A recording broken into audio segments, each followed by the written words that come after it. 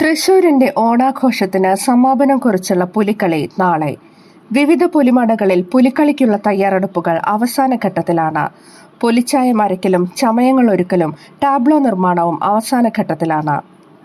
കുട്ടിയുടെ ചെണ്ടകൊട്ടിൽ നിന്നും ആർപ്പുവിളിയിലേക്ക് അരമണിക്കുലുക്കി കുടവയർ കുലുക്കി എത്തുന്ന പുലിക്കൂട്ടങ്ങൾ സ്വരാജ് റൗണ്ടിന് കീഴടക്കാൻ പുലിമടകളിൽ തയ്യാറെടുക്കുകയാണ്.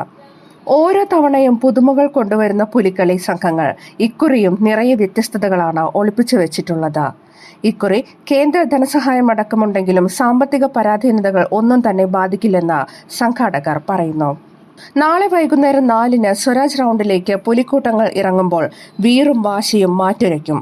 അയ്യന്തോൾ, കുട്ടൻകുളങ്ങര, സീതാറാം മിൽ, ചക്കാമുക്ക്, നായ്ക്കനാൽ, യുവജന സംഘം, ശങ്കരൻകുളങ്ങര, വെളിയന്നൂർ, പാട്ടുരായ്ക്കൽ എന്നീ 9 സംഘങ്ങളാണ് ഇത്തവണ മാറ്റുരയ്ക്കുക.